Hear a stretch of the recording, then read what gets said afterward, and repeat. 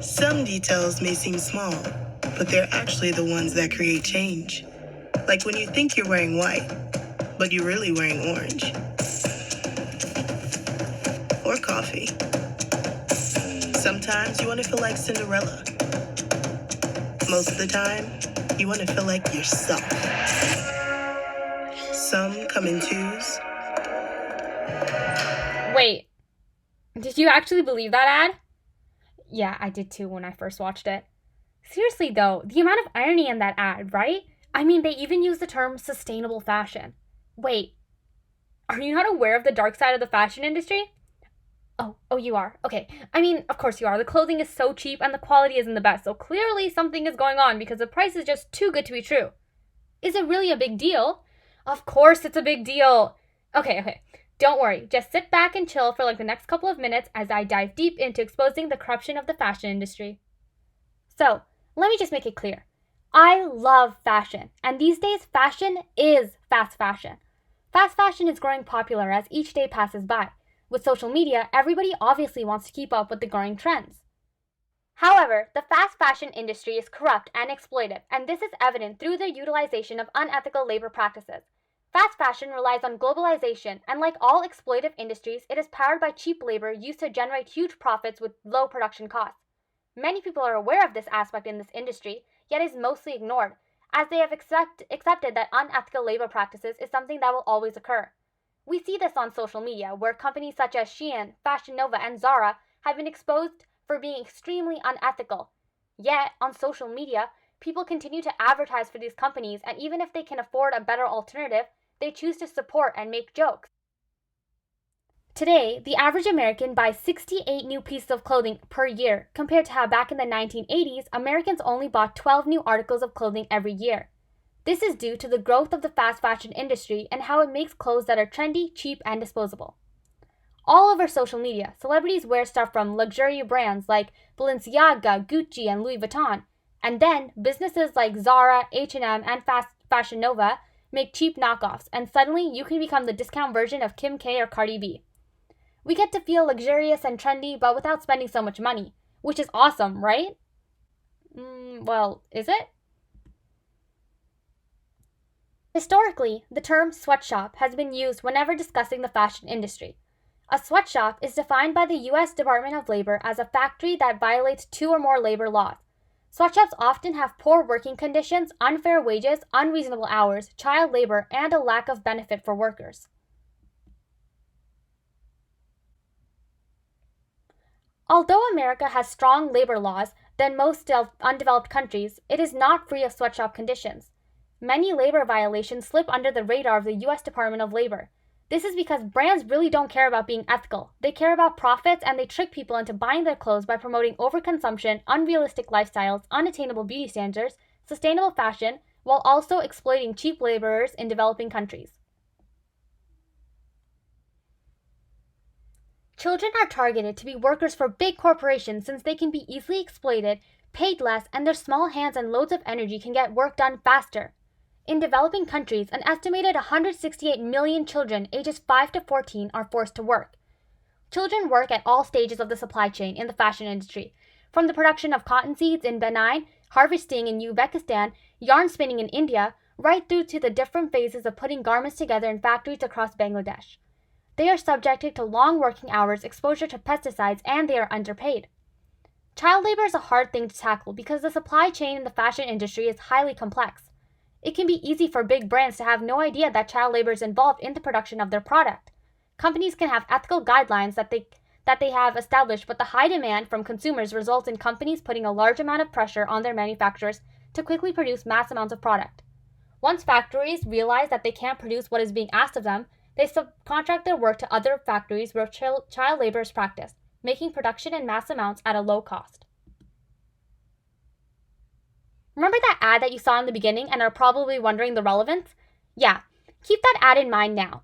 So, in addition to the unethical labor practices, fast fashion also has detrimental effects on the environment. The industry is the second largest pollutant of our environment after the oil and coal industry. Not only that, but the fashion industry is responsible for a fifth of wastewater globally, consumes more energy than shipping and aviation combined, and by 2050 is expected to account for 25% of the world's remaining carbon budget. That means when you're packing in a suitcase to go on a vacation, the clothes in your suitcase are harming the environment more than the flight itself. Isn't that crazy? So how exactly is this happening? The harm to the environment starts with what the clothing is made of itself. Polyester, nylon, spandex use almost 342 million barrels of oil a year. Yeah, Lululemon yoga pants, they're made from oil. And they take hundreds of years to biodegrade. A 2017 report from the International UN for Conservation of Nature estimated that 35% of all microplastics, which are tiny pieces of non-biodegradable plastic in the ocean, come from the laundering of synthetic textiles like polyester. According to a documentary released in 2015, The True Cost, the world consumes around 80 billion new pieces of clothing every year, which is 400% more than the consumption 20 years ago. The average American now generates 82 pounds of textile waste each year. You thought that was bad? It gets worse. Using crude oil to make synthetics is bad, but the way the industry makes another fast fashion fabric called viscose is even worse. About 33% of the viscose in clothes comes from ancient or threatened forests, and the process involves a huge amount of waste. A lot of harmful and toxic chemicals are used to manufacture fabrics due to the processing, dyeing, and finishing, which results in dumping these toxic chemicals in local rivers, like the Citaram River in Indonesia, where there are factories that H&M and Zara have worked with. Millions of Indonesians have depended on the Citaram River. But today, the river is poisoning them. Noor's 2 children are always sick.